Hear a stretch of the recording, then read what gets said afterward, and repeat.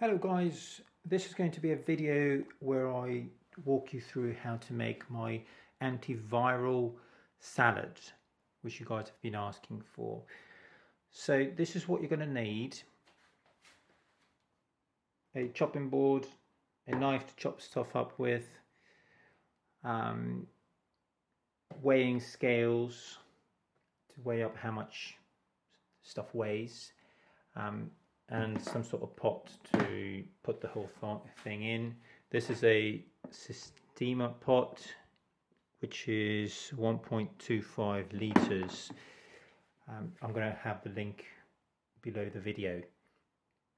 So the components are ginger root. You will need about that much, which is what is it, about 70. So once it's about 70. I'll have the exact amounts below the video. Chili peppers, again about 30-50 grams. Fresh turmeric. I'm a bit light on the turmeric. You should have a bit more. Oh no, it's 50 grams. This is horseradish. This is horseradish granules. It's a white root. If you can get it in non-granule form, that's fine as well.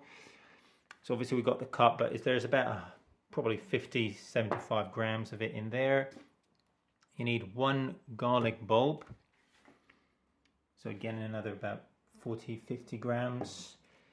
A onion bulb, just a whole one. Then we've got some rosemary. You need about 2 tablespoons worth. So you can either buy it dried, or if you have a rosemary tree like I do, you can just hack it off. And finally, you're going to need some apple cider, apple vinegar. I got this one at Asda. You're going to need about, this is 350. You won't need this much. You'll probably need about 200-250 ml. So what I start with is the horseradish. I give it a wash. Sorry if it's a bit awkward and a bit shaky. I've obviously got one hand.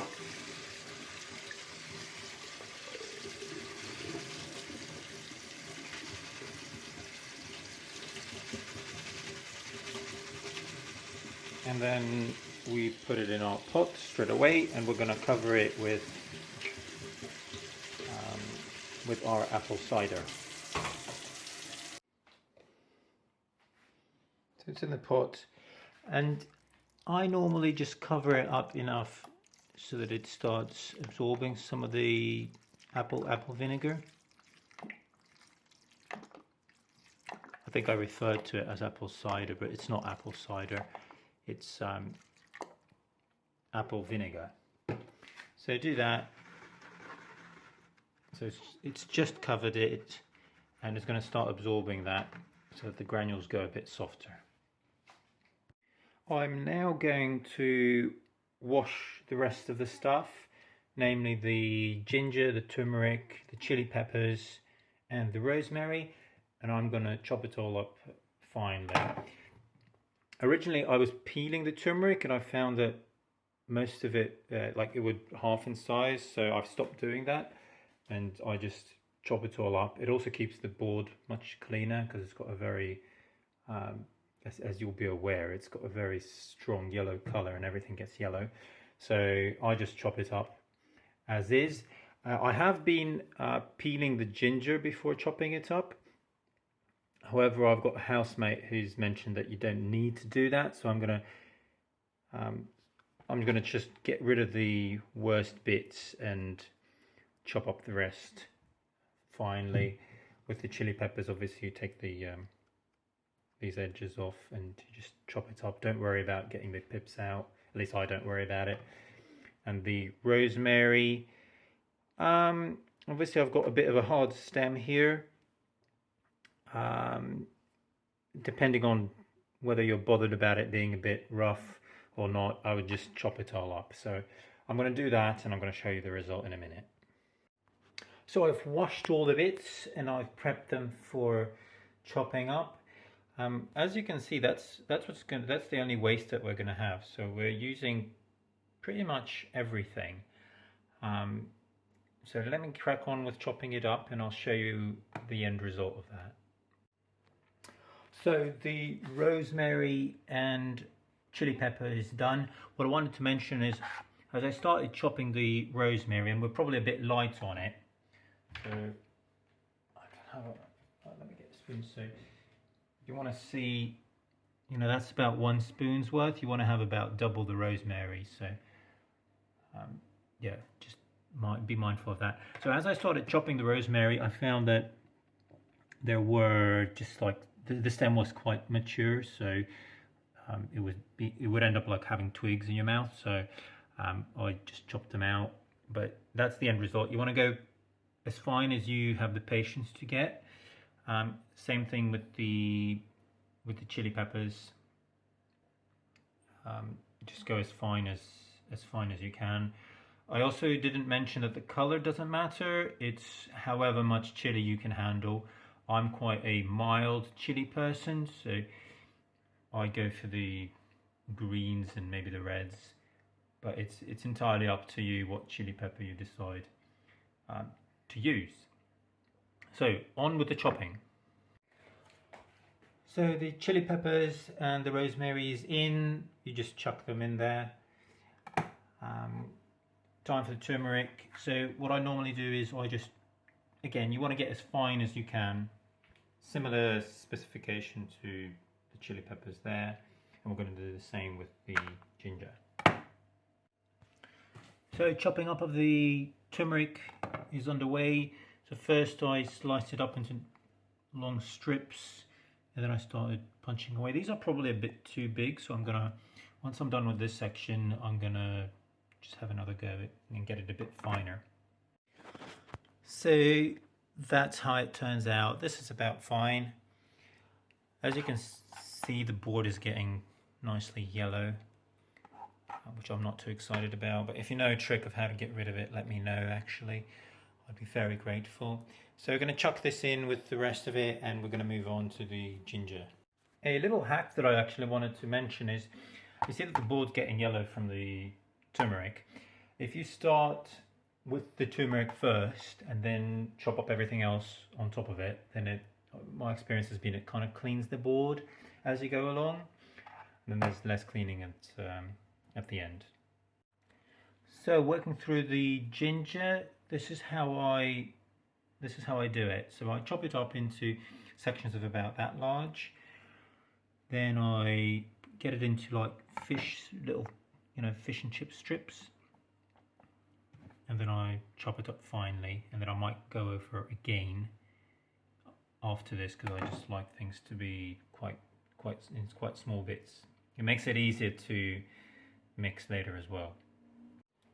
So the ginger is ready. Quite pleased with how it turns out. It's the first time that I haven't actually peeled it, and it looks like it's going to be fine. So we're going to add this to our mix, and we're going to move on to getting the onion bulb and the garlic bulb ready as well. So I've added the ginger to our mix and just given it a bit of a shake like that. Remember when we added the apple vinegar to it, we only added it to the bottom. So if you can see, it shouldn't be floating in it, but if there's a little bit like that, then that's about right, because otherwise you end up with a soup, and you don't want that to be a soup. Or you might want it to be a soup, in which case you can have a hybrid soup salad, which might work for you. But what I tend to do is I just add enough apple vinegar to the bottom as I get started, and then once I add stuff, if I can't see any apple vinegar floating around, then I might add a bit more. But as it is now, I think we're good, because with time that will get absorbed by all the bits that we're putting in, and it should end up as a dry mixture.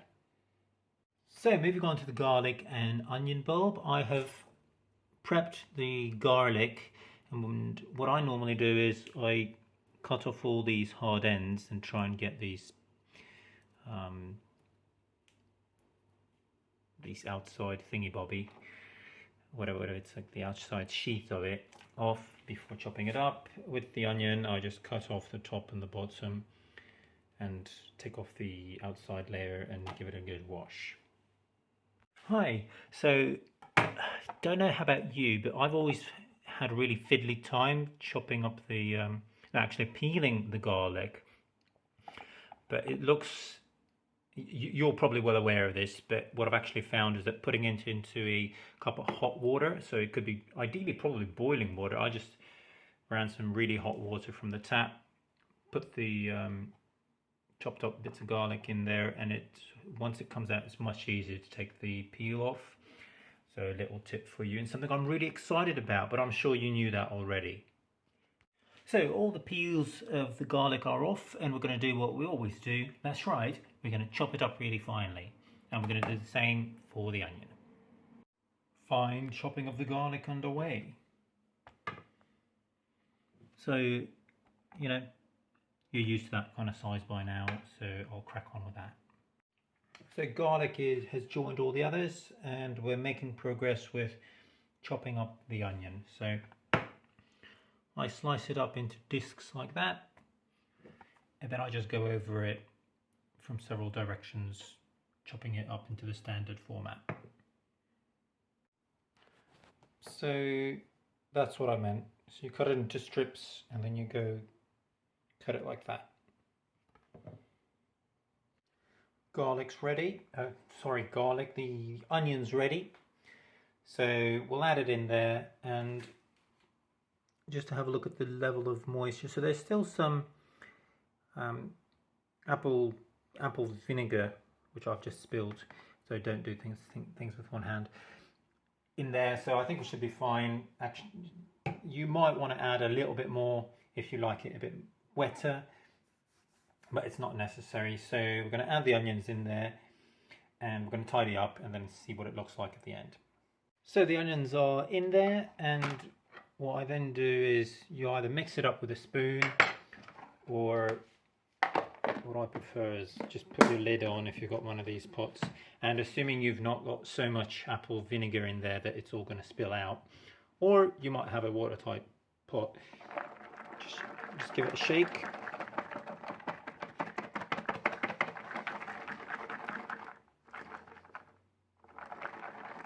Shake, shake, shake, and then at the end of it, that's effectively the final result. So how I use it, obviously it's got a lot of really good stuff in it. Go read about all the components, but you eat this, you're bound to live forever. So the process I use is I probably have 2 or 3 spoonfuls of this a day. Now just try and smell it, and once it's fresh you'll see how it's got a very strong, healthy smell to it. I can't describe it, but prepare it and tell me what you think about it. So 2-3 spoonfuls throughout the day, not all at once. I have it with a meal. Be careful of just eating spoonfuls of it.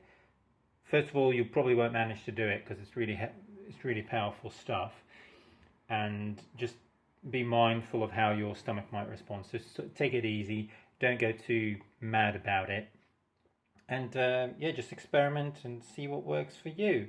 So the links to all the stuff that I've used today and where you can get it will be in the description. If you have any questions or comments, let me know in the comments.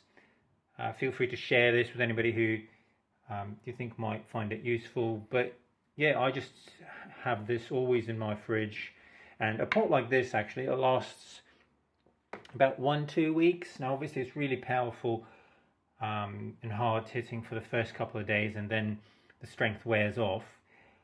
But I've found it to be a good process where I just prepare this and then it lasts probably about 10 days, and then I go again. And I do that throughout the year, and it just keeps my immune system, as I like to think, in good shape. So yeah, but obviously check but none of the ingredients you've got allergies for and that sort of thing. And just listen to your body and respond and adapt accordingly. So I hope that was useful. Again, if you have any questions, put them in the comments. If you have any feedback, put them in the comments, and share and like and all that good stuff. You have a good day. Stay healthy. Stay happy. Bye. Hi, it's me again. Keep the lid on and store it in the fridge to extend the life. Thanks. Bye now.